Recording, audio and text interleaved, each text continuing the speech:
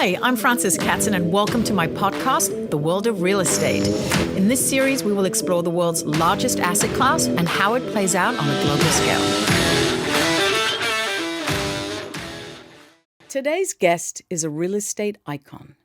Dottie Herman is one of the most successful women in the history of American real estate, a self-made powerhouse who transformed a leap of faith into legacy that reshaped the entire industry. From her early days on Long Island to leading the acquisition of Douglas Elliman and scaling it into New York's largest brokerage, Dottie has consistently defied expectations and rewritten the playbook for what leadership and mentorship looks like. Under her tenure as CEO, Elliman grew into a national force with a global alliance spanning 60 countries. Her name has graced Forbes, Cranes, The Observer, Power 100, and countless lists honoring her vision, influence, and grit. She's also my friend. She's also the longtime host of Eye on Real Estate, a radio show that has helped demystify the market for everyday listeners, proving that no matter how high she rises, she never loses touch with the people at the heart of the business. We're honored to sit down with you today, Dottie, to talk about legacy, leadership, and the evolving world of luxury real estate, and to hear, in your words, what it takes to build an empire from the ground up. Well, first, let me just say this, Fran. I love you, and as far as people in the company, you're one of the most disciplined, top-class people who is a master and a perfectionist in this business. And this business has a lot of people, but not a lot of great people. And I consider her great, but I also consider her a friend. And you just made me turn red. Because what I did, Fran, what I do is what I love, and I always tell people, if you're a ballerina before that. If you're not passionate about that, you can't be great. So I was always passionate about building this company. And I always say I was really lucky to have people around me that helped we build it together. I don't think alone I could have done it. Yeah, but you cultivated that. So we're going to start at the top. We're getting ahead. You've been called the quintessential New York success story. What do you think gave you the courage to borrow millions to buy your first brokerage with no money down when others might have walked away? That always blew me away. Talk about Moxie.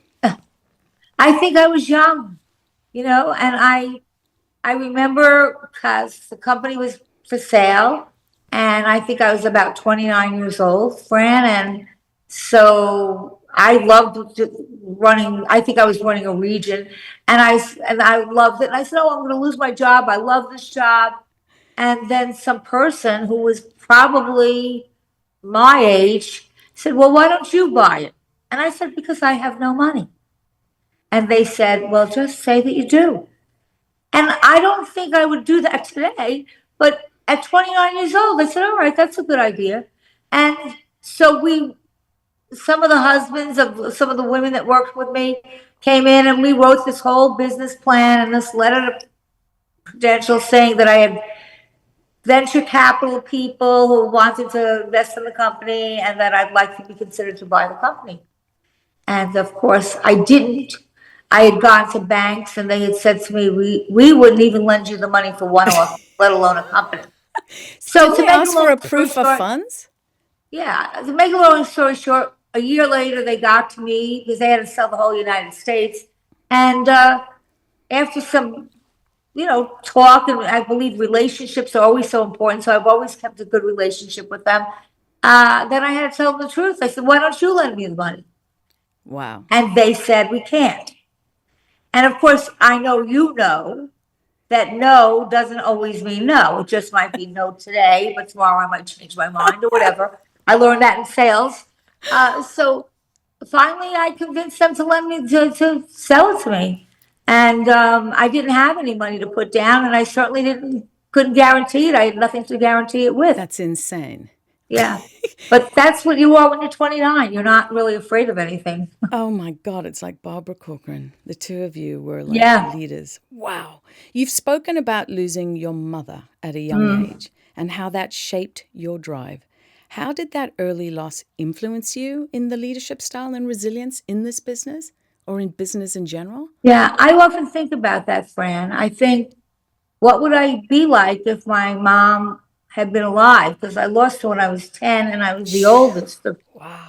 I had a younger brother and sister. So I kind of had to do everything. Wow, Dottie. You never know for certain, but I don't know that I'd be the same person. I think I would have had a very traditional, I think I would have, gone to school, graduated and married somebody, which I did, and just have a family. And um, I think I would have been a teacher, which is what I think I wanted to do then.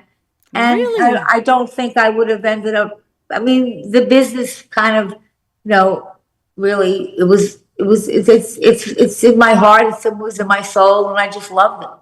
And so I think I would have, no, I don't think I would have been good, but I don't think I would. And not having a mom, I had no one to ask. When can I go out? I could go out anytime I wanted. I could stay out. My father was in another world because he was injured from the car accident. So I Who think looked that after growing you? up with no one and having to make all my own decisions and doing anything I pleased from when I was 10 years old on, I think that's kind of what really helped me a lot in life, even though you wouldn't think that, but I think it did. I left home at 15 and grew myself up, so I can't imagine at 10 what that must have been Well, it's hard, and it's hard even at 15. And like. but I don't think you really think about it. No, you don't. You just get on with it, right? Yeah, I Yeah. mean, you Wow. just have to go on with your life, and you just But do it. but who looked after you? Was there any type of family around? Nothing. No, but we lived, and when I grew up, it was a time where, a lot of the women did not work.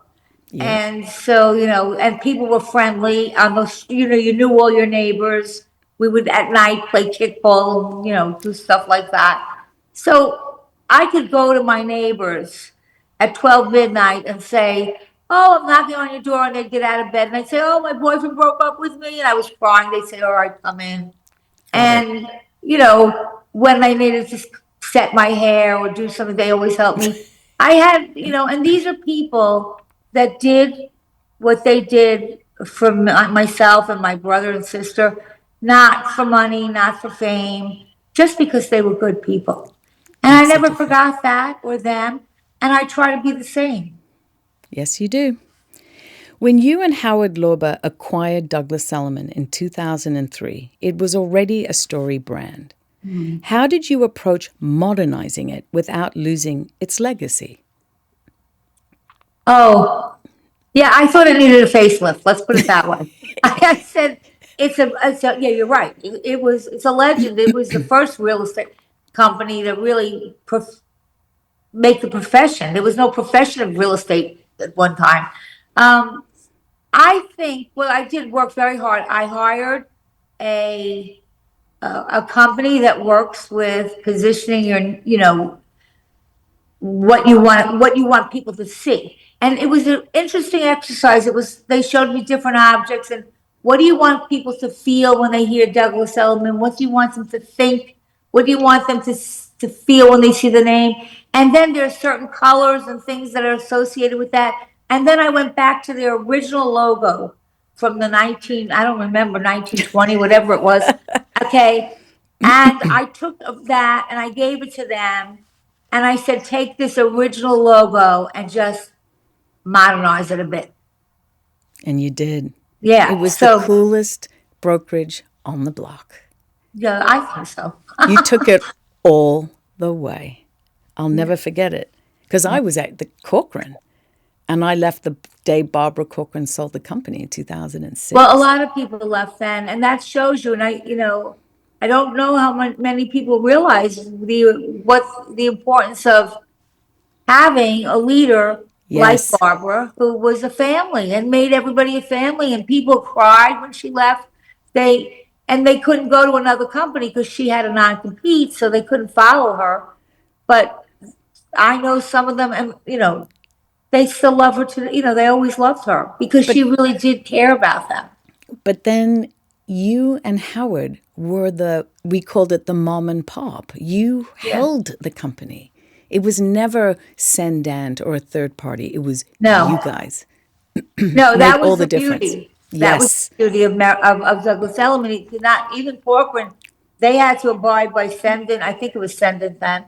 Um, we were our own company, so we didn't have to abide by anything other than the law. I would just tell people, you can do whatever, try new things. We're going to experiment because you always want to be innovative.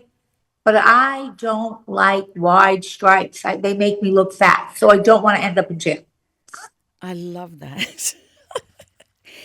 So, under your leadership, Elliman then became the largest residential brokerage in New York and one of the top in the United States. What was the pivotal decisions or cultural shifts that made that possible? Because I remember going from this sort of blended brand to suddenly cutting edge. I think a couple of things. I think, first of all, when I first started, all that anybody talked about at the meetings was Corcoran, Corcoran, Corcoran. And it's not that I had anything against them. I said, I don't really want to hear about them. This is Douglas Elliman, and we're just going to concentrate on Douglas Elliman. And then I said to everybody, I don't like average. I'm not someone that can say, oh, I'll just do it and whatever, and I'll be at. If I'm not going to the top, I can be bad and getting better, okay? But I can never say, like, that's why I don't play golf. Because I could never say, well, I'm not a great golfer, so who cares? I'll just play. So I Same. said, I don't like average. And then I made everyone in the company, which I knew that they probably all didn't read it, so I made cliff notes, read from good to great. And it was about companies, and they had to have a history of it for over 5 or 6 years. What the difference between good and great was, and what made a great company. And I told everybody, good is the enemy of great, because most people are okay with good. Good I'm enough. not. I know. And then we worked as a team, everybody, no matter what your job was, if you put listings into the computer, we needed those people. So I made everyone important, Yes, because you did. everybody is important, no matter what their job is. But you showed up and Oh, you yes. meant it. You had a culture. You would sit with us once a month at a table and talk about the market. Yeah. And it didn't matter who we were. You knew who we were. Oh, I did. But I loved you guys, and I couldn't have done it without you. I really couldn't have. I think we And I all think, felt and that. we built a family. We built Yes. a culture, Yes. And then when we started expanding, and then we got friendly with the people in Florida. I mean, it was a place that, you really didn't want to ever leave. I mean, No. we would be there at night till 9, sometimes 9, 10 o'clock at night. Yes. And I was talking to Ken Haber, with the attorney that was the attorney that still does work for Douglas Elliman. He The stayed at general my house for counsel. a couple of days with his wife. And he said, Dottie, you remember? We used to be there at 10 o'clock every night. I said, I remember. But it wasn't like a job. It was, we Yeah. all worked, we wanted to be there. Yeah. You made it really fun.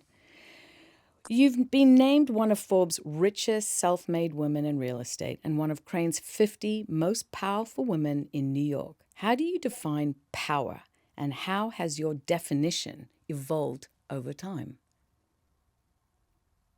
That's a good question. So I don't look at myself as power. I tell people I have grown, but I'm still the same person inside that I was 25 years ago. And I never let anything go to my head. No, you So never because, did. and I never will, and I never did. And, there's that song, I think it's Sinatra, Flying High in April, Shot Down in May.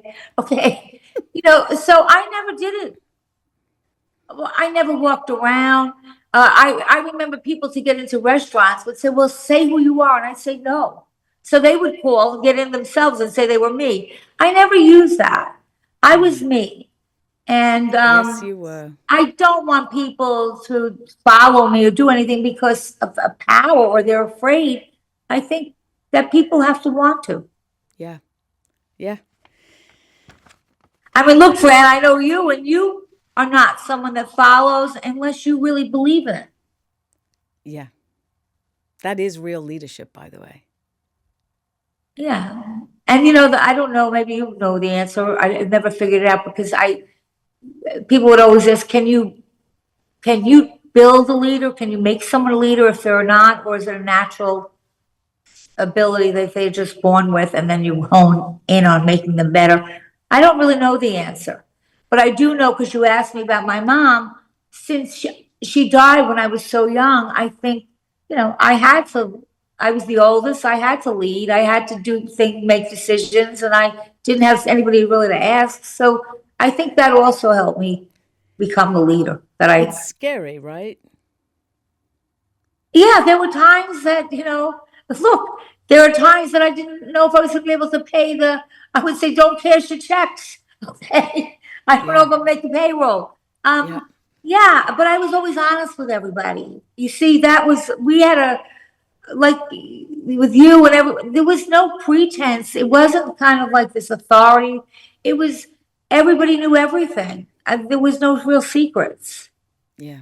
You're right. And I think people, first of all, feel comfortable that way because they know that somebody's not going to come out of the clear blue and just do something that's going to screw Yeah. what they're doing up. But Yep. I also think that it was total honesty. Like the good, the bad, and there were times, there was a time, I don't know if you remember, I think it was 2008 or something, maybe before that, the market was bad. Yes. And I said to everyone, look, I could either let go people because I'm going to have to do that, or we could all take a pay cut. And starting with myself, and then all the people, like I had like numbers, like, if you made, the more people made, the more I took. And then if you made less than a certain amount, I didn't take anything. I said, but you vote. I asked all the agents, what do you want to, all the people that worked, all the employees, what would you like me to do? And they said, don't fire anybody. We'll take the pay cut. Wow. And we all did, from Ken Haber to myself, everybody, all the executive, we all did. We got through it. And actually, when it was all said and done, we ended up paying off our loan. Wow. Your radio show, Eye on Real Estate, has been a trusted voice for years. What inspired you to start it, and how has it helped you stay connected to buyers, sellers, and agents? The left. It's a funny story. I was that naive. I was on Joan. That was a Joan. I can't think of her name, but she used to like tell you where to get tickets, where to buy things cheap. She was on the radio for years, and I was on her show, and I was on a couple of radio shows, and they said to me, "Oh, Dottie, our boss thinks you were really good. He wants to have dinner. He thinks you were great." So I'm going there thinking he thinks I'm great and all this. And he's like, you should be on radio. You are great. And I'm like, oh, really? Thank you. Blah, blah, blah, blah.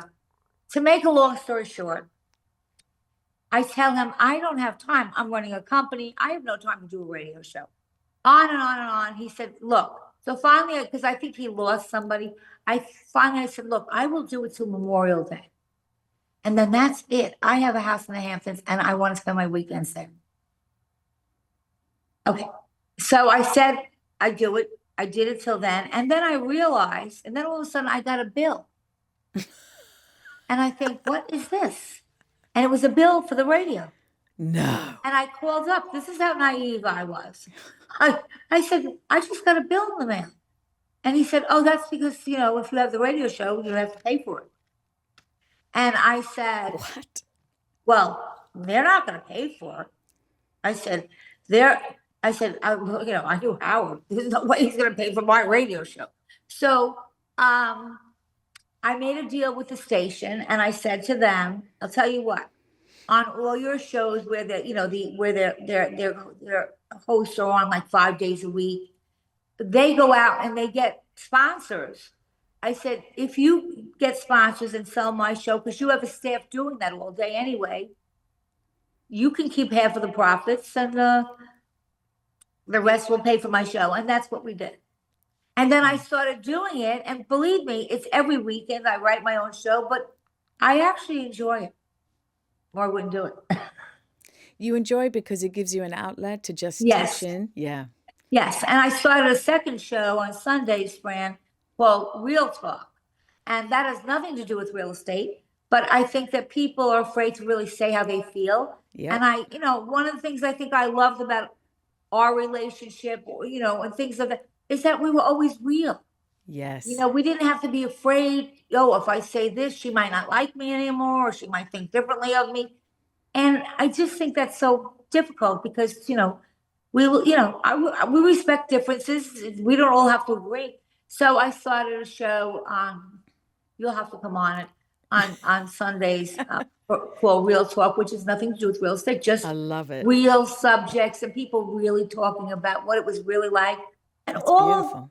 look, you look at yourself, everyone looks at you and God, between ballet and a top person in the entire industry in the United States, they don't stop and think about, you know, how many hours, the days, the things when all your deals are falling apart at one time. I mean, Yes.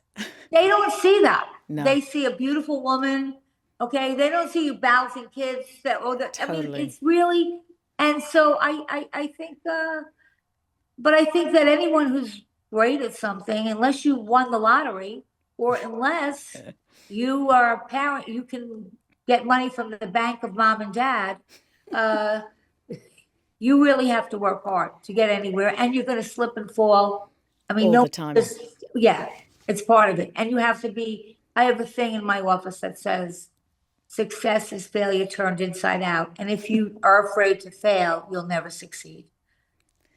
I think you are so right. It has probably been one of the most amazing odysseys of my life, but excuse me, it has also been one of the most complicated and demanding and rewarding and truly gratifying experiences. I feel incredibly grateful for everything that I've gone through and have, and I mean it. I'm not just No, saying it. I know that. And boy, you balance a lot. So do you. You've interviewed countless experts and insiders. What's the conversation that changed your perspective or surprised you?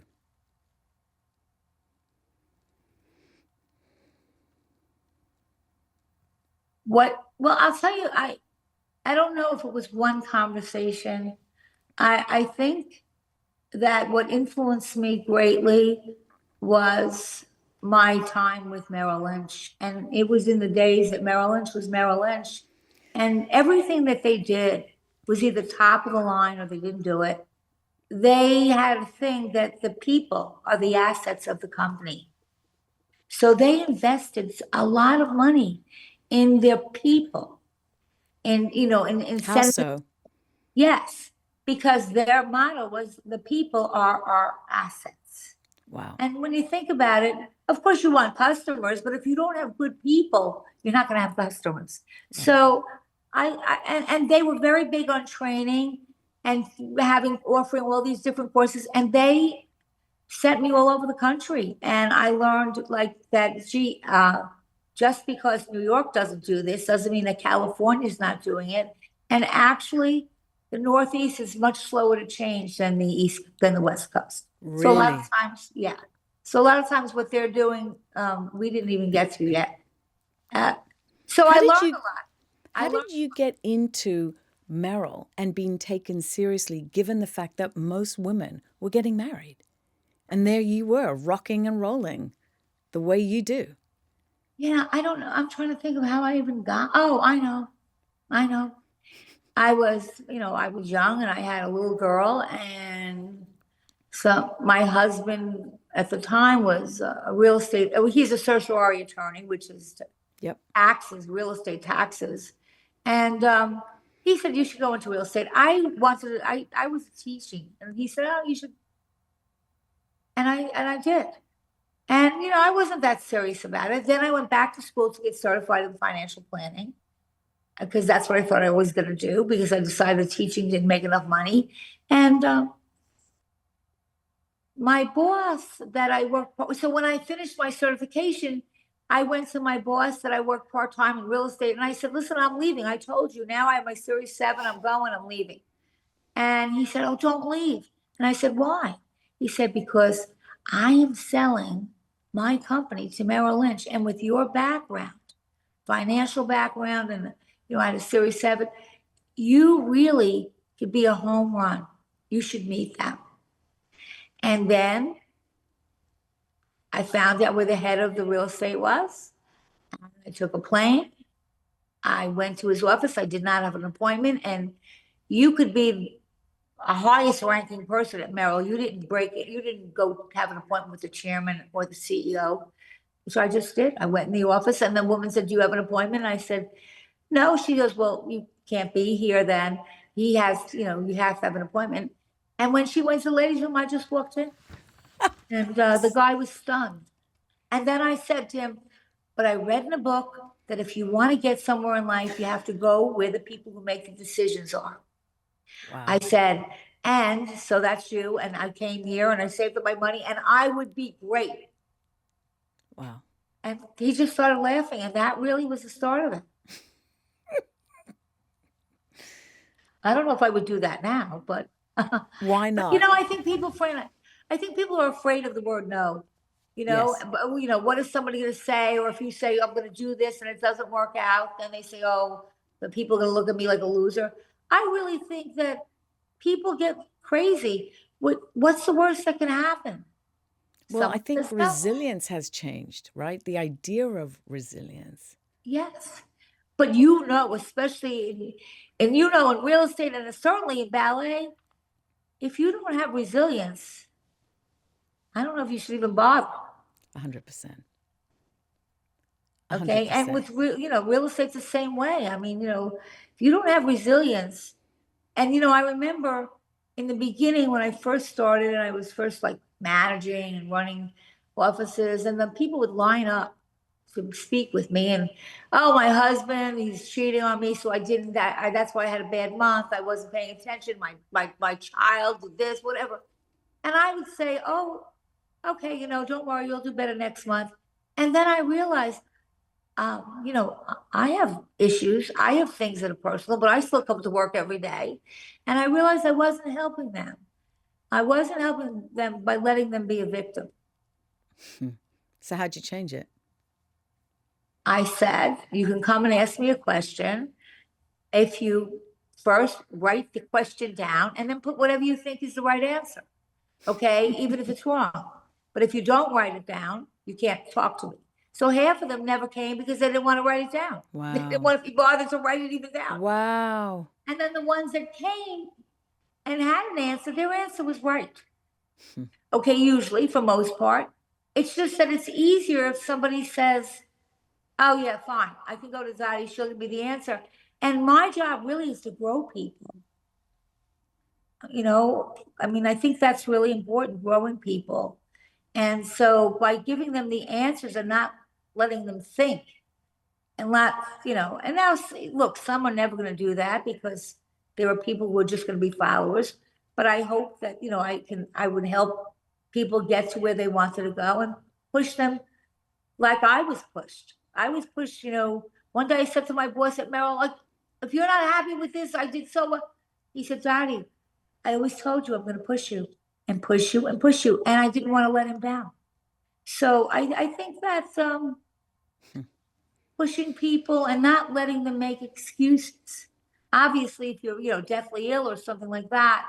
But, I always tell them when it's bad, just wipe yourself off, take a couple of days, cry a little, and then get back in the game. 100%. So interesting hearing you speak at this point in my life. It's amazing. You often spoke about New York global appeal, both as a lifestyle capital and an investment haven. The city has hit some headwinds in the media with negative press in the headlines. What's your current outlook on the city's luxury market as we look at what's playing out? Well, let's put it this way. I tell everyone, don't ever bet against New York. Okay? In the worst of its times, I said you're going to lose. However, I never do anything political on my show, ever. I did it for the first time in my life. And I said, I never talk politics. I don't want to lose half my audience. I'm not dumb. I said, I have to. And I just said, if this guy gets in, I know. he's a socialist. I know. And you might think it's great. because it's, and I worry with people that are young, because it's free No, this, you're free right. that, free that. So if you're young, maybe you say, wow, look, everything's free. And I don't really want to work that hard anyway.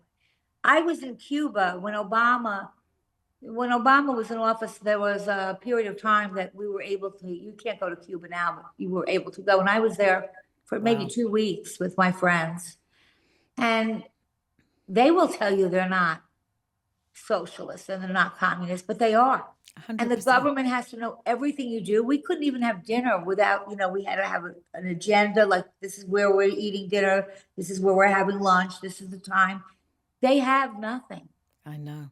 They have nothing. And in the parks, there's beautiful parks all locked up, and you can see the grandeur. And I don't want to really get on the story, but I had a driver, because you can't even rent a car there. And the kid was about 22 years old. And he said to me, do you want to hear music? And I said, sure. And he said, you want to hear the Beatles? I said, sure. And so he puts on She Loves Me. And then he puts on like the Rolling Stones, Ruby Tuesday, which are really old. So he was only 22. I don't think he was born when they were on. So I said, where did you get this music from? And it was the saddest story. He said to me, when I was born, Castro had come into office and he banned all music from out of the country. We only could listen to the Cuban national anthem. Wow. My parents, who were probably about my age, this is the music they grew up with, and they hid it. Oh my And this is the only music I've ever heard, the music my parents grew up with that they hid and saved. My And he gosh. had a little tattoo of the Beatles, like one of Wow. their first albums. And that was sad. There was no Yeah. music allowed. It's complete poverty. Um, I Well, tell, well, and if you talk to anybody who fled, a lot of people in Florida are there because they fled Cuba. If you talk to anyone who lives in a socialist country, just ask them what it's like. And I think that's what I think it is. well, it Um, goes against the constitution of what New York is built and yeah. And so America's built. although I don't think, look, if he gets in, I don't know how much, and I'm not really read up on this 100%. I don't know how much power he can Yeah, have by himself. correct. But it does hurt what is Well, the build up and makeup of this town. it does, and you have people, when someone said, "Oh, they're bluffing," you have people. Look, in New York City, I don't know. I think it's kind of 8 or 9% of the people pay the majority of taxes. The majority of taxes are just Correct. paid by a small percentage Correct. of very wealthy people. Correct. So if he wants to do more to them, and look, there's a lot of New York is a highly taxed state, and then there's the mansion tax, or this tax, or that tax. So now he wants, I think, add 2% flat tax. If you would tax them to the point that they leave, They're gone. then he won't have any taxes, because the rest of the people don't pay taxes. It's Correct. mostly this small percentage of people. So if he did his homework, he would know that if they flee, and they will, if it gets too crazy, uh, then he'll have nothing. So, I think he's already charged. Look, I think he united people against him, but I'm not. I think he's already trying to change his stance a little, because I think he said he's changed his stance on cutting the police department. Um, I just don't know. I just feel that well, I shouldn't give my political thoughts, but I will. I just think that the other candidates have to do the right thing for New York City, and two of them have to drop out. Well, they won't. That's the problem, right? Okay. That's what I said. Because that's how he's going to win. I know. Okay. I thought that Andrew Cuomo said, or maybe he changed it, but I know in the beginning he said that if he's not in the lead, he'll drop out. I know that nobody else said it. Okay. So, okay, I know that, Curtis said that. No, I don't think anybody else said it, but we'll see. I don't know, but let's say you live in New York. We are so resilient. This And is I next just hope level. people have the fight. in them to fight for, like, when everybody gave up on New York, we had the pandemic, we had so many things, the Yep. World Trade Center. Yep. So now no one's going to live here anymore. No one's going to buy a high rise. I No one's know. going to live downtown anymore. I remember that one. It went on Remember? to rally at the highest numbers and exceeding Uptown. I was like, yeah, baby. Right. And then all of a sudden, the downtown became greater than ever. The higher the floor, the more you had to pay. Correct. And downtown really revived itself into way better than it ever was. So, and that was pretty tough. So I think we're resilient. I just hope the younger people are as resilient as we were, because we all fought for New York City. Because I think if you're a New Yorker, there is really no other place like New York City. It, first of all, is the most visited place. It is, and I do this on my radio show. It's the number one place that people want to go to. All the young kids, that's all my friends that live out of state, I say, I'll be the New York mother, because all their kids want to go to school in the city, and they want to be in the city, and they love New York City. And when you go, look, I'm in Florida a lot, and it's a great state and the weather's good, but It everyone's just ain't New saying, York. you grow so much in New York, don't you think? Yes. Because it's a 100%. melting pot of every religion, every culture, every race, and every language. And guess what? We make it work. Nobody cares what you dress like, what you talk like, what country you came from. If New York is accepting of everyone. Correct. That And is don't true. Yeah, and don't you think you grow by working with, when you look, I came from Long Island, and basically the suburbs, these people live in this area. If you have a certain income, maybe you live in this area. New York is all mixed up, and I think that I grew tremendously from moving into the city. I know I did. Did Just for you me, ever feel sort of like, I'm not a city woman when you would stand up? Was well, it hard? at first I did. When I first started working in the city, then I said, I can't commute, I'm taking an apartment, and I have to be part of New York City to be the CEO. I would say, listen, I can't do this. I'd be downtown. I said, I need green. I have to see some green. Okay, where is there a beach? I love the ocean. Me too. Uh, but now I wouldn't leave the city. Now I'm lucky that I have the best of both, because I have a house in the Hamptons, so I can get that. But I don't think I would ever leave the city. I mean, I think that um, I don't want to say never, because never is a word you should never use. But I just think that it's so diverse. There's no other city like it. Now it. I would love to get people together to try to really get people to really rally, like we all did always, to make it a better place than ever. I know. It's gotten some bad publicity, but still people want to be there.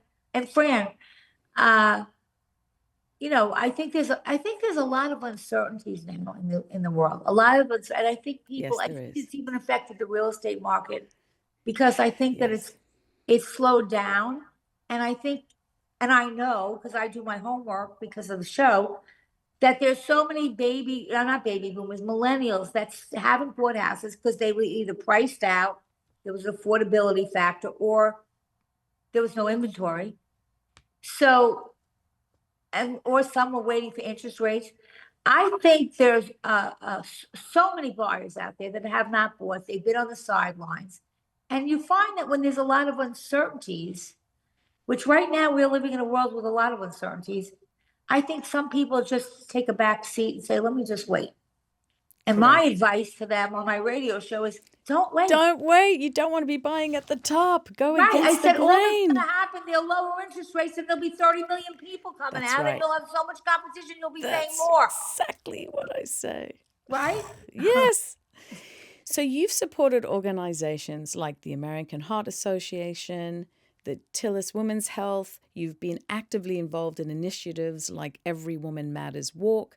How has philanthropy, shaped the way you think about impact and leadership beyond the business world?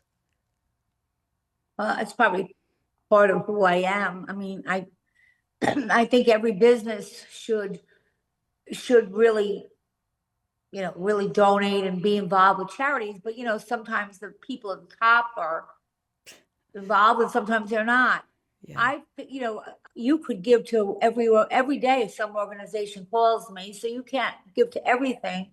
But listen, I I am very involved because it's important to me. Yeah. And I had a stent when I was 39 years old, and nobody even knew that, and nor would they What? think that. But I mean, and I'll Wow. never forget, I was 39 years old, and nobody gets stents at 39. Wow. And That's so young. I didn't in know. my main artery, I had a 99.5% block, and I had just come to the city, and it had just happened. And I said to my doctor, I'm just doing the city now. Do you think? He said, "Do you love what you do?" I said, "Yes." He said, "Well, then do it, because if you don't do it, you'll be sick." And then I went to Dr. Oz because somebody in Douglas Elliman, because I didn't know doctors in the city, said, "Oh, go to Dr. Oz." He wasn't famous then. Nobody knew who he was. What did he tell you? I went to his office. He was not famous. He wasn't on TV Yeah. or anything. And he said to me, "Oh, you're like all these women." He goes, "Look at breast cancer." No one knew about it. Then we made everyone aware. And now everyone goes to mammographies, and they have really come a long way with helping women with breast cancer. It's not fatal as it used to be, but there was awareness. And heart disease was like a man's disease. They Wow. didn't look at a woman getting it, and a woman doesn't have the same symptoms. So I teamed Wow. up with Dr. Oz. Now, again, he was not famous. And we went around and we talked about heart disease. And and I have to tell you, I did make a difference because people looked at me. Now I was probably like 30, no, I don't know, I was young. And they said, nobody thought to give me a stress test. And if I would have had a stress test, I would have known. So we made people aware. Wow. And then I brought these little kids on that were like 10 years old and 7 that had heart disease. So, and I did go around with Dr. Oz for a while with heart disease, and I was very involved with it in New York City and also in the Hamptons. My gosh. I had no idea. Yeah, because women aren't aware, and they don't have the same symptoms that I didn't have any symptoms. So, and then when they would look at me and they realize, well, wait a second, this could happen to me, and so that awareness is really important. And I hopefully, and even in my career, if I can help anybody or save anybody from having to go learn the lessons that way, then I would. And I think that it's really about awareness. And if breast cancer is so down because people are aware, women are aware, and so they most go for their mammographies or their, and so now heart disease is the same way. I had no idea. Wow. I think it's the number 2 or 3 killer of women. What? Yes. Wow. Yes, because you don't think of it that way. You think of it as a man's disease. Yes. Is it stress? Did it can it be brought on by the stress itself, or is it just I a don't know, I don't know, I don't really know if they know. I mean, they can say it could be your genes. You could have had, like my grandparents, they were most of the grandfathers were dead. So I didn't, when I was born, I don't know what they died of. They could have died of heart disease because I remember them asking me, "Is it in your family?" And for anybody that was alive, it wasn't. But I don't know beyond that. And it could be caused by, I think stress can add to it. Um, but I had a block in my arteries, they were blocked. So it wasn't that my heart was damaged, but if your arteries get blocked, then the blood can't get through and then you die. Yeah, no, my father had it. So, Yeah. I always go for a stress test, and and I try to tell people, because if you go for your doctor's exam once a year, they don't give a woman a stress test. They give you whatever your insurance pays for, which is usually an ear test, your heart, whatever. You won't know if you have blocked arteries if you don't have a stress test. Wow. So I will tell people, you don't have to do it every year, but every couple of years, after 40 years old, you really should have a stress test, because that will show a block. There's nothing wrong with my heart. My heart is very healthy, but it was a block in my arteries. Wow. Wow. Wow. I know. You're a partner in Lady Sheila Stable 2, an all-women's thoroughbred syndicate. What drew you to horse racing, and how does that world mirror the high-stakes nature of real estate? Well, actually, nothing drew me to it but friends. Okay. It wasn't something I was thinking, oh, I can't wait to do this. But I 24/7, you know this. I'm not telling you anything you don't know. But, I had a family. I was in real estate. It was 24/7. Everyone I knew was in real estate. And somebody once said to me, God, every time I see you, we're always with real estate people.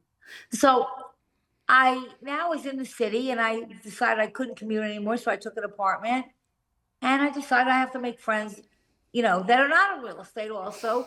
And I think Jill Zarin, maybe it was, um, said to me, we're putting a group together and we're going to be we're all women, we're all around the same age, and we are going to pool our money, and everybody has to give 100,000, and we're going to buy racehorses. But we're going to now. I didn't know anything really about racehorses, but when the younger you buy them, the cheaper they are Got it. because you don't know if they're going to have good genes or bad Right. genes, really. So they would buy them when they were young, and they would be like $30,000. And now we had 15 or 16 of us.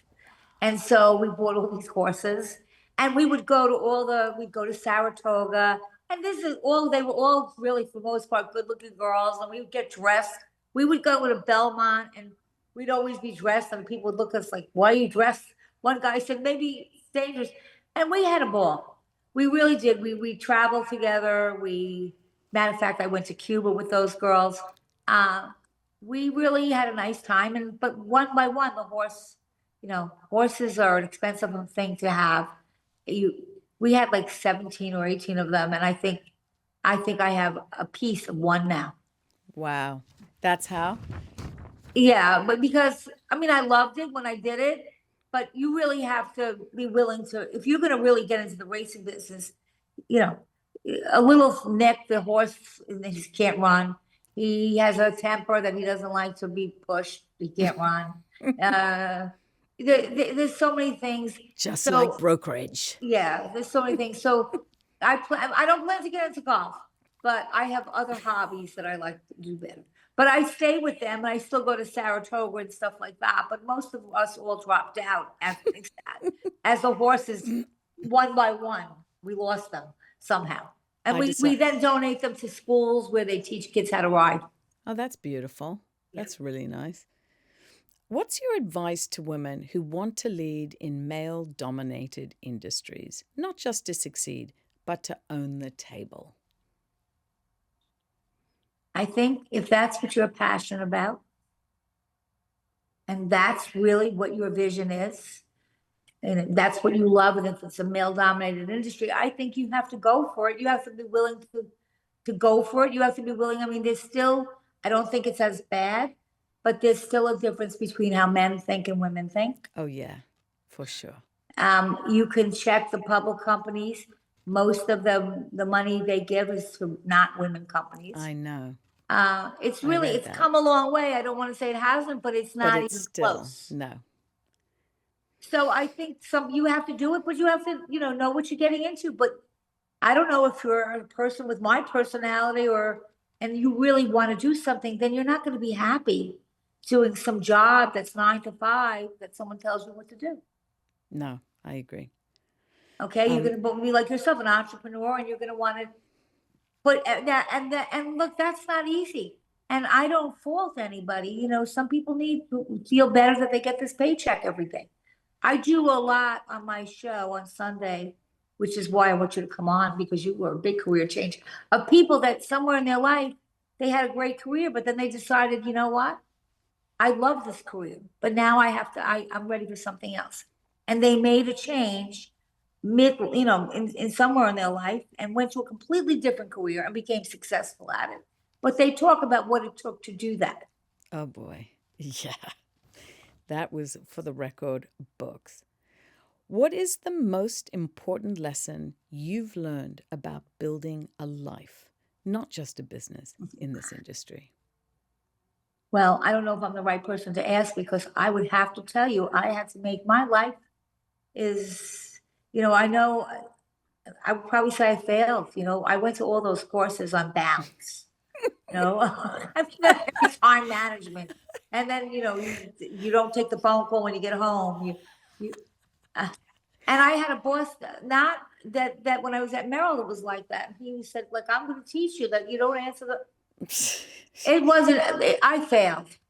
When I'm immersed in something, I think you have to make it work. Yeah, I kind of had to, know, like you have kids, you have to know when your kids need it a little bit more than you have to sometimes, you I kind of like know. tossed, you kind of like pushed and pulled and, you know, you kind of have to figure it out and you have to have a supportive family. But I remember, Fran, when I would call up my daughter's friends' mothers and say, "Oh, thank you so much for picking them up." Okay, they knew I worked, and I usually did the night shift of picking them up. But they said, "Oh no, Dottie, you should see how the girls talk about you and how they look up to you having a career." And so, you know, I don't think it's a bad role model. I think it's just tough balancing it all, and Very. like a juggler. And then Always. sometimes you have to say, what about me? You don't Oh, even trust time me. for yourself. You don't have any time for yourself. It's really hard. And the guilt. I'm always feeling Oh, guilty. I know that. I know Oh, that. yeah. Right? Yeah. Ugh. But you And know then, something, they'll be better for it. why do you say that? That's so interesting. Because I looked at my daughter and I looked at all her friends and their mothers didn't work. And when she was little, they said, "Oh, does your mother even love you? She goes to work." Wow. Uh, they all ended up like looking up to me. I think it's a different time now. I think that, when I was young, a lot of people didn't work. I think that just economically people have to work sometimes. Um, I don't, I think that you know what? When my daughter was little, I went to a pediatrician and I said to him, I just got divorced. I'm work 24/7. I said, and I don't spend as much time as I'd like to. I try to balance it, but it's impossible. And he looked at me and he said, my both parents were doctors. They dropped me off on a Monday, they picked me up on a Friday. He said, it's not how much time you spend with your children, it's what you give them in the time that you spend with them. And Quality. then he said, there are parents and mothers that are home all day and they're frustrated, they're really bored, they don't want to be there. And they're not happy. And he said, when you're happy and when you're doing things that you love, what happens? That happiness flows to the people around you. Yeah. When you're miserable, the same thing happens. So, Yes. it was what I did. And I don't think it's a bad example. He said it's what you give them in the time that you're with them. Yeah. 100%. It's the Quality, not quality, not the quantity. 100%. I always get the judgy moms looking at me like, mm-hmm. And I'm yeah. like, thank you. I did too, but I'm telling you, that's what my pediatrician said, and I have a great relationship with my daughter. Um, and I mean, don't get me wrong, we had our fights. Girls are tough, but we have a great relationship, and she's very independent. Like Yeah. I've always taught her, and I'm sure you'll teach her. Like marriage is great, but you have to have a career, and you want to be in a marriage because you choose to be there. That's exactly right. Not because you can't leave it. Right. Right. Mm-hmm.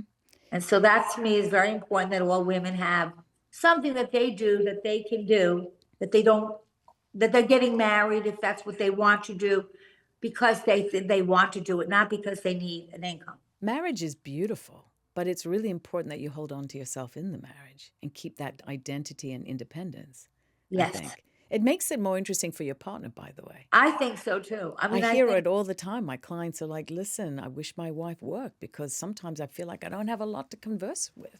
well, And I right think, because they're wow, home all day with the kids, and then the husband comes home, he's tired, and then you really can talk about the kids all day, and that's right. so what we. When I was really young, I was in my 20s. I think I was doing a part-time job at like a record world or something like that. And there was this young guy. We thought he was a nerd. He goes, "I just got married and we have date night." And we said, "Date night?" We were laughing in his face. Now that I think about it, Oh, well, he maybe had the right idea. He I did mean, and they say that prioritize now, it. Yeah. where even if you have to get out of the house, that you pick a night that once a week you at least get out of the house with your husband or your significant other and just do things that you like to do. Because Well, 100%. Wish I'd known that then. I'm just, I'm just looking back, what would you tell your younger self walking into that first Merrill Lynch office in the late 70s? fake it till you make it. My words exactly, Dottie. Fake it till you make it. I'm being honest. Yeah. Okay. That's what I think. I think you have to look the part. I always, well, you have to dress successfully because the first thing if they don't know you, they're going to look at how you look. Yeah. Okay. And then I always tell people, then try to figure out who are the decision makers and make sure you get to know them. And then give. Like I was very involved with Merrill and Prudential in other things that they did had nothing to do with Douglas Elliman. That I started their Fine Homes program because Merrill had a Fine Homes name. Like Merrill was fine.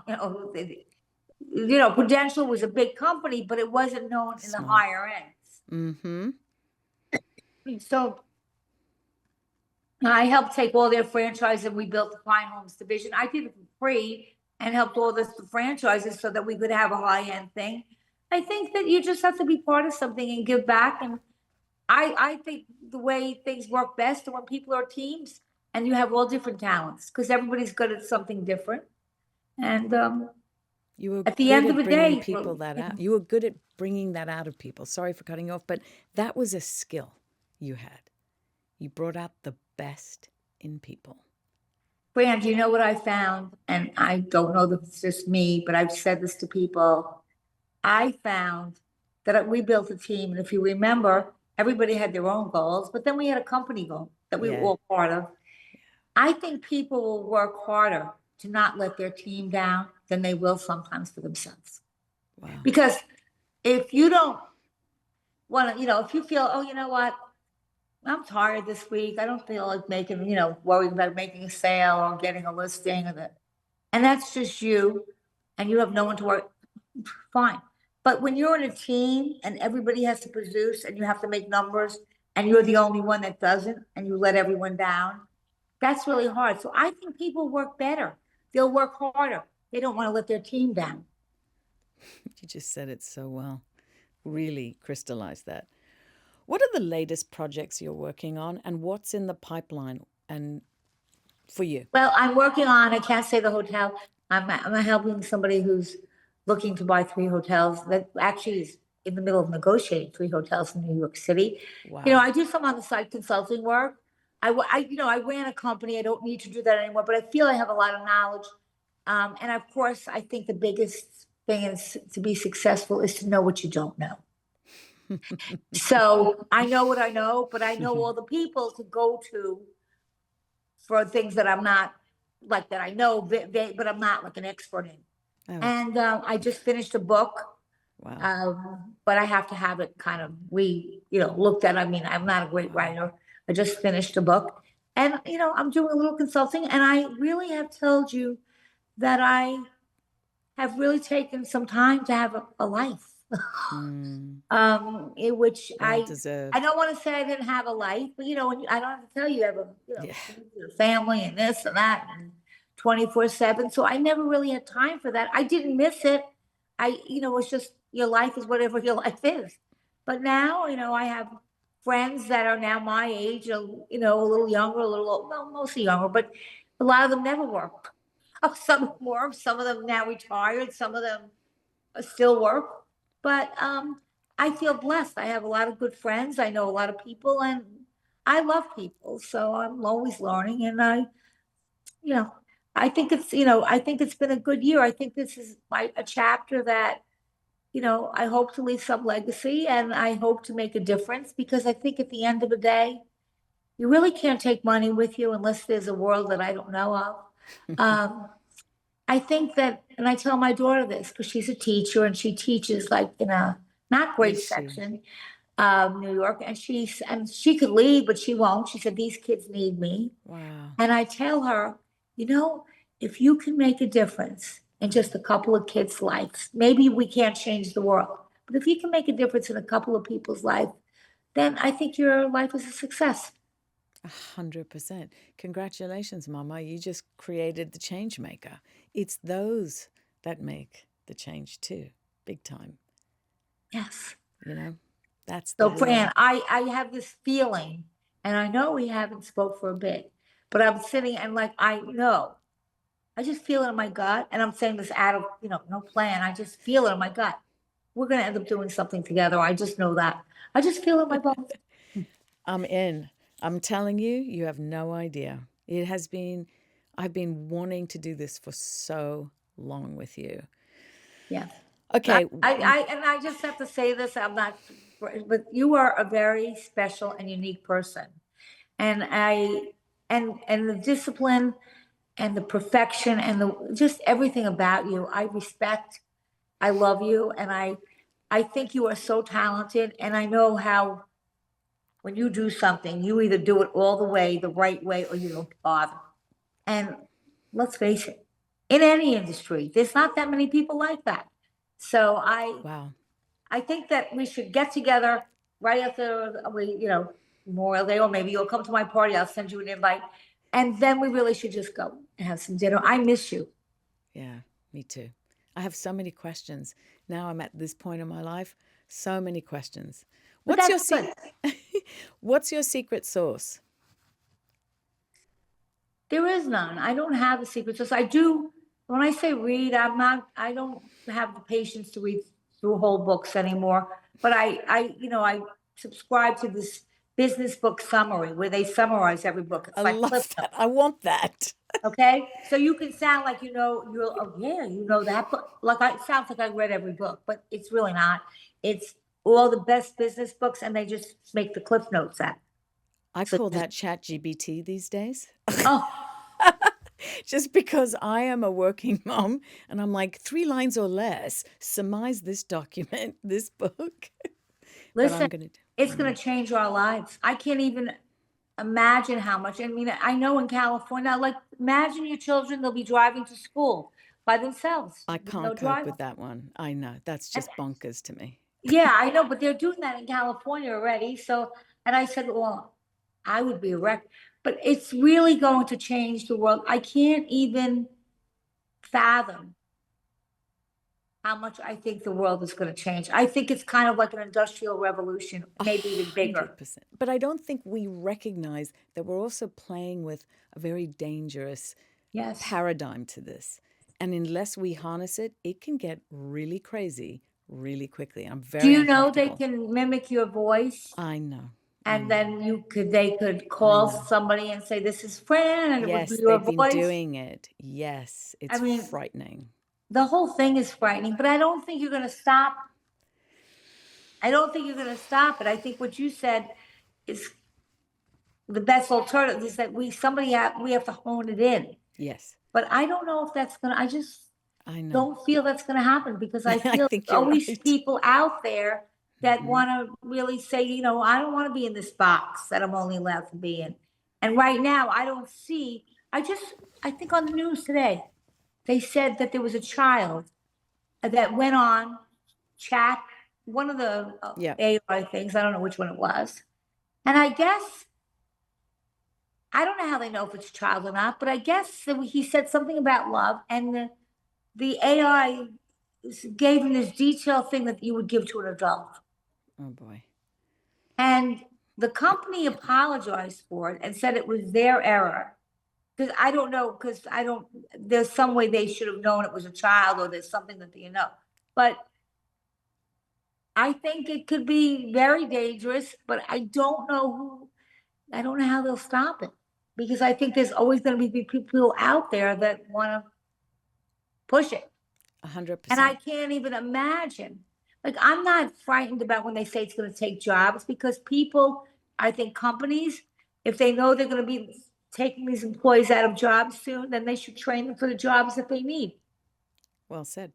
I think that everybody should be like, I go online, I took a course on AI, Did you like a really? basic course, just because You're I so feel, cool. Who does that? well, because I don't want to be left out in the world.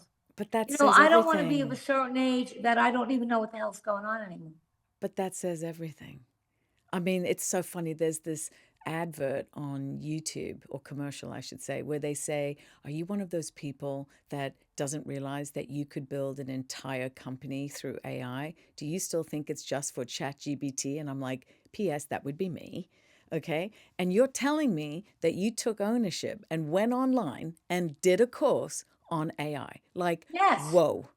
Yes, and talking about that, I was having dinner this week, last week, whatever, and this guy that I know who is a billionaire, he might be 40 or 45 with that. Must be And nice. he kind of was in charge. He did the whole thing with crypto. He's a genius. He said to me, Dottie, I just built a whole system for real estate with only AI. He said, I want you to look at it. And he gave me a number, which I haven't done yet, but I just saw him last week. Um, I think you're going to see a lot of changes. I Yeah. think that the whole world is going to change. And I think that we're all going to just adopt to it. But I do think that in real estate, you know, I think you could have AI would know the history of houses and apartments better than anybody else could remember them. But I still think that the human touch is really important. And they haven't perfected AI to the point where They will never, never be it able doesn't to have feelings. that's Doesn't have feelings. it also doesn't know what it doesn't know. There are latent defects that will never be put in writing, whether it's radon gas or whether it's the minutes that were not put into that file. Forget about it. If you are buying an illiquid asset, there is no way in hell you are going to part with it unless you have one human being who can give you the nod and say, no, no, you're good. There's always going to be a checkpoint, I think. You don't part with money just with AI. Sorry Oh about no, that. I don't think so. I mean, I can't speak for 50 years from now, but I see in my future, I don't see anybody. I mean, I see it as a great resource. Yeah, Um, I think in the medical profession, they're using that, but they're not getting rid of doctors. Okay. correct. Correct. There's still got to be a human element to it, I Yeah, think. yeah. But I think it will change a lot of things that we do. And I think that, for example, I mean, I can see having you know, a person that's AI be the receptionist and, say, which she'll always be nice. She'll always be on time. Yeah, she'll always be on time. But I think, no, look, I'm not looking to get a job in AI, and I'm certainly not looking to be an expert. But I don't, you know, as you get older, you don't want to end up not being in this world. Right. You know, like my dad used to always say, "Oh, in my day, in my day," and I say, "Dad, but it's not your day." Yeah. We're past that day. Yeah, that's that day. So It's I think it's good for people to keep up my on things. kids are still saying mom on concepts. How I'm like, old are oh they my now? God. What? How old are they now? 12 going on 25 and 6 going on 80. They're like old souls. Uh, what would you say is the biggest achievement or win in your career? Oh, Douglas Elliman. Hmm. When I was able to, because that wasn't for sale. Yeah. That was a cold call. I said, Stop. Howard, all the customers in the Hamptons are from New York City, and we don't have offices in New York City. We have to have one. I said, and I just cold called, and Andrew Farkas What? was when there was a commercial company, it's around selling insignia, and Andrew Farkas ran that company, and he had bought Douglas Elliman, thinking, gee, you know, I'll buy this residential company, and then I will convert. They'll have customers and people that need commercial stuff, and I'll even grow insignia more. Wow. So I called him, and I said, "Would you sell your company?" That was it. And he said, "For 60 million, I will." That was it. And then I said to him, "Well, can I meet you?" And he said to me, I'll never forget it. He said to me, "I promise you, I'm I didn't know that Corcoran was already looking to buy. They were trying to do something with Douglas Elliman." He said, "I promise I won't take any other bids, and I won't bid you up. So I went and met him, and he gave me his word. Then I told Howard. Howard laughed in my face. He said, "Oh, what is he? You're just a blonde, and that's all he's saying because he doesn't, just because you're good looking and you're." Well, he did keep his word, and then he even offered me when I bought the company, and I had to walk into all these people like, "Who are you?" Uh, he said, "Do you want me to come around and help you?" And I said, "No, but thank you." And of course, he checked in on me every once in a while. So yeah, he did keep his word. But that's really was a cold call. How did you But get that was how? the highlight, and that was a turning point of my career because, Fran, I don't care what anyone's going to tell you. Real estate is hard no matter where you go. It's not an easy profession. And I think a lot of people don't understand that. However, New York, there's nothing like New York, and it's complicated. Yeah. Yeah. The board packages. I mean, that nowhere, it's just complicated. But I think that if you make it in New York, like is that Sinatra or whoever sings that You song? can make it anywhere. Yeah, that's baby. Yeah. What is your favorite part about your job today? Well, I wouldn't have said this 10 years ago because I have more time than I've had. And working 24/7 was my life, and then I had a family, my daughter was still young. But today I think that I have a balance. Mm-hmm. I'm not, I don't I'm not trying to plan a balance because that's not how I operate. I do what I have to do when I have to do it. But I think I have a little bit more of a balance. I have a little bit more free time. I have more time for my girlfriends. Um, and I still keep myself busy. I taught and I do speak a lot. I spoke before the pandemic. Then the pandemic shut down all that. But now I do speak a lot. I just was actually I did maybe Fox, a couple of TV things in the last couple of weeks. Um, I stay on my career and I take consulting jobs. For companies that are looking to like grow a different department or maybe open a mortgage department or things like that. Wow. Okay, hold on one second. We never lost the local video recording. Okay. Final last question. I'll just wait till he steps out. Sorry. Thanks, you. You rock. Is it the $1 million question? It's part one and part two. Dottie, when you're not working, we'll try that one again. Teddy, you'll have to edit that one too. When you're not working, what are some things you do to unwind and stay sane? Well, I was a big spin person. I love to spin. I work out. I mean, I work out, and I That's why love you look music. so good. I love music. The first thing I do in any place I go to move before I buy furniture, before I buy anything, is I put my sound system in because I love music. I love all music and I love hearing it. And so when you come to my house, I don't have it on now because I've told you, you'll always hear music. Really? Yeah, I love music. Well, that goes hand in hand with my final question, which is, what's your biggest vice? My biggest advice? No, biggest vice. Like your thing, your go-to little, is it chocolate? Is it wine? Is it cigars? It's not chocolate. I was never a big chocolate eater. Oh, I think, you know what?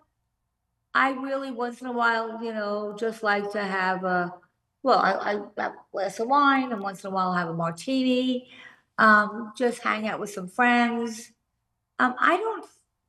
Don't get me wrong, I love traveling and stuff like that, but I really, at this point in my life, I think there's not a lot of great things about aging, but I think the one good thing is that you know who you are, you know what you like, and you don't have to be something that somebody wants you to be because you're secure in yourself.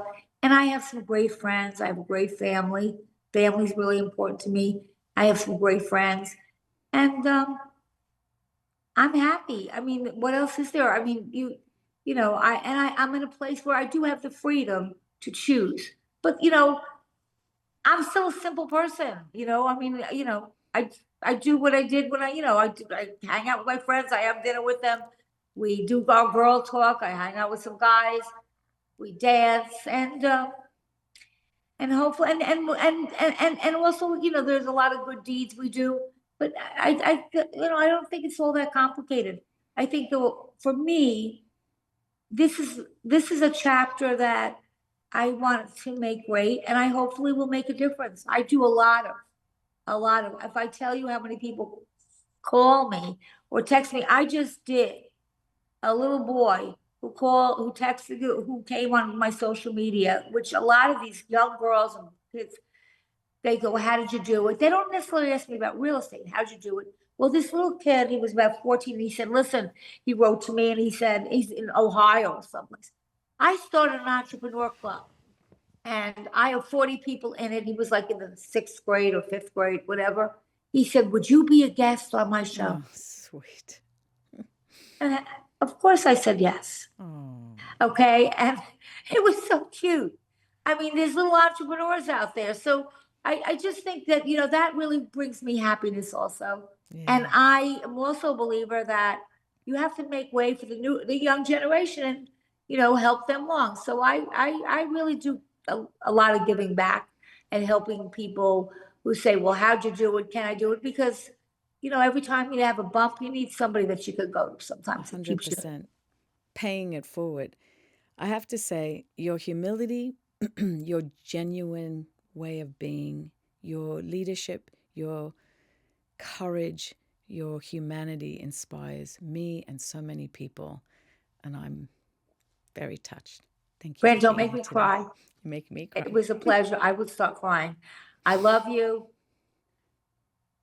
I was It's so mutual. thrilled and I promise you, as soon as we'll have dinner next week or two.